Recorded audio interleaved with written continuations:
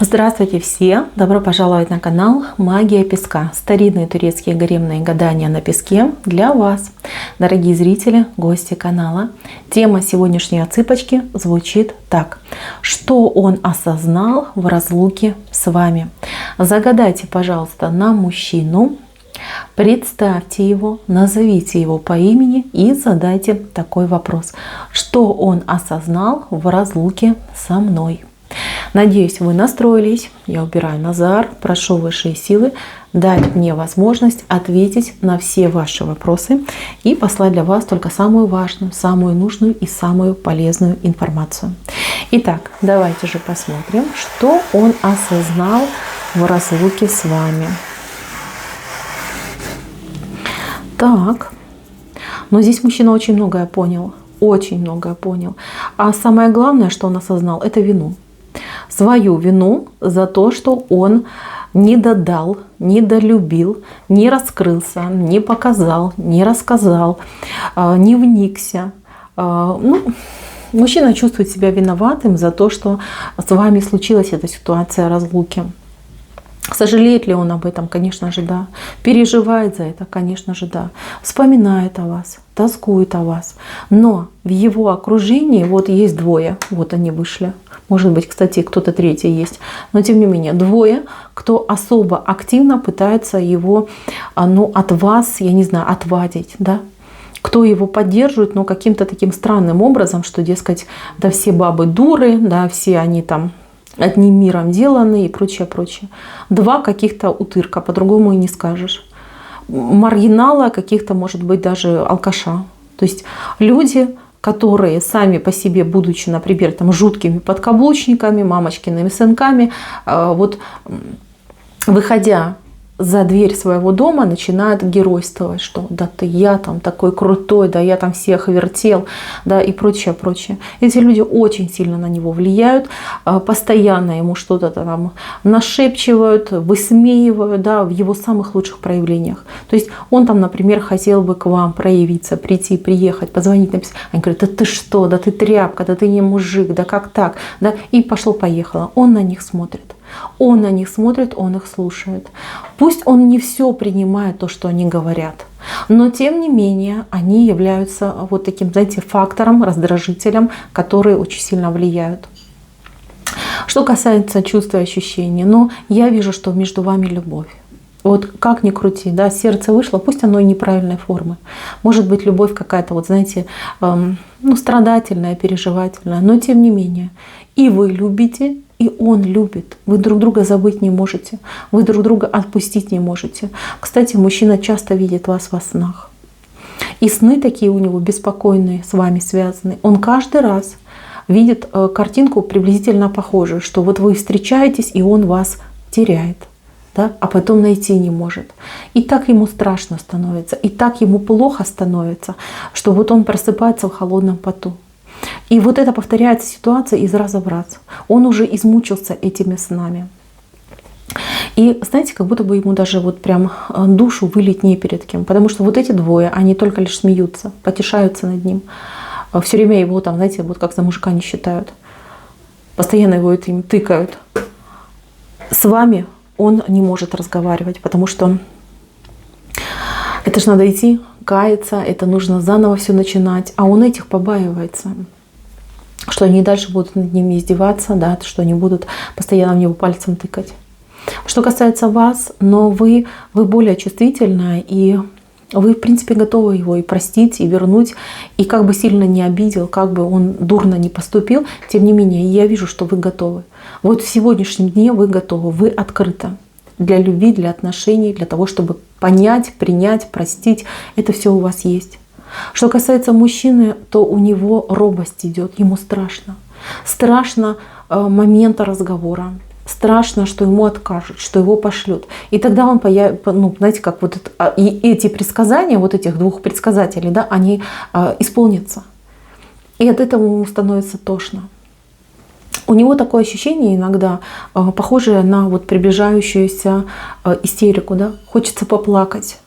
Хочется поплакать, хочется пойти, не знаю, головой в стенку побиться. Потому что сам виноват в том, что это все случилось. Не вел себя как мужчина, не вел себя как порядочный. Может быть, он был искушен какими-нибудь, там, я не знаю, там, гульками, бабами и прочим. То есть где-то у него вот как у него вина, да, за то, что он где-то, возможно, даже вам, может, и изменил даже, да. Но это измена, ее, я не знаю, можно считать ли изменой, может быть, это просто был какой-то процесс, да. То есть техническое что-то, не по любви, не по чувствам. Это вот чистая физиология. Возможно, такое было. Возможно, кстати, у кого-то может быть такая ситуация, что человек как будто бы назло это все сделал. Вы могли поругаться, и он мог пойти доказать что-то, а я мужик, а я свободный, а я творю, что хочу. В любом случае, у него сейчас очень сильная вина. Вина за то прошлое, за то, что он вам сделал, сказал, причинил, что не сделал, да, он как не поступил. За это он себя чувствует виновным. Знаете, у него сейчас в голове очень много мыслей про дом. Дом, семью, теплоту, нежность, заботу. Очень хочется этого. Кстати, если ваш человек вдруг по какой-то причине сейчас находится с кем-то в отношениях, с какой-то другой женщиной, то знайте, что там он ничего не получает. Там он носит подарки, деньги дает, я знаю, там, и ничего при этом не получает. То есть там нет ни любви, ни нежности, ни заботы, никаких разговоров, ничего не происходит. И он постоянно об этом думает. Он думает, он сравнивает и пришел к выводу, что он был просто осел, да, болван, который свое же счастье своими же собственными руками разрушил. И так ему плохо, и так ему плохо. И да, и с вами была радость, с вами было счастье, с вами было весело, с вами он жил полной жизнью. Знаете, вы очень хорошо о нем заботились, либо вы вот показывали свою любовь как-то необычно. Знаете, вот вспоминаю все время ваши глаза. В какой-то момент, да, вот ваших глаз может быть признание, может быть какой-то разговор задушевный был. Он вспоминает об этом.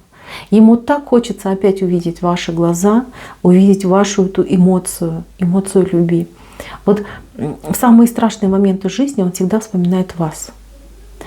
И всегда он себе дает слово, что я приду, повинюсь, расскажу, что со мной приключилось.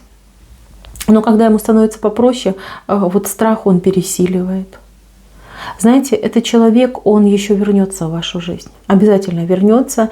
И знаете как, он будет возвращаться либо очень аккуратно, осторожно, да, вот прям там, шажочками маленькими. Либо человек вот разыграет какой-то спектакль, либо какую-то ситуацию разыграет, да, что вот, я типа случайно здесь оказался, но если уж оказался, давай поговорим. Да, вот такой момент будет. Но как бы он ни храбрился, как бы он там из себя не строил, человек будет каяться перед вами. Каяться, просить прощения. Здесь я это все вижу. У многих отыграется, что вы воссоединитесь, что отношения будут заново продолжаться. Но тогда я вас хочу предупредить, избавляйтесь от этих дружков, товарищей, потому что они до хорошего не доведут. Понимаете, они всегда будут его толкать на какие-то неприятности. Что касается вас, надо быть пожестче. Надо быть прям выбирай, либо я, либо они. Он и сам понимает, что с ними что-то не так. Он и сам с ними мучается. Но тем не менее, важно, чтобы вы тоже ему показали, что да, я с тобой согласна, эти люди плохие. Они не должны присутствовать в твоей жизни. Таких друзей нам не надо. Если вы смотрите на человека, который сейчас с вами на расстоянии, да, например, вы в браке, но мужчина уехал в командировку. Вот как хотите, он с 2 мужиками что-то там чудил. И теперь он чувствует очень сильную вину. Очень сильную. Может быть, вы даже могли поссориться вот как-то по телефону, либо в интернете, да, по мессенджеру. И он чувствует большую вину. Если это ваш муж, да, из которых, там, я не знаю, он в командировке, на вахте, где-то находится, и вы действительно вот сейчас с ним немножечко повздорили, то он вернется, вот именно на коленях будет ползать, выпрашивать прощения, с подарками приедет. И у вас с этим человеком вот прям все начнется заново. И отношения будут уже теплыми, веселыми, радостными, доверительными. И это очень важно. Знаете, что в принципе тут вина такая у него 50 на 50. 50 это его гонор, и 50 это вот эти вот 2 дружка, которые его подвели. Поэтому, мои милые, вот мужчина очень себя винит за что-то, очень винит. И он в этом обязательно покается. Покается, расскажет. Ну, а вы уже будете думать. Но я вижу, что простите. Вы его любите, вы ему все простите. Вы очень милосердная. И он это знает.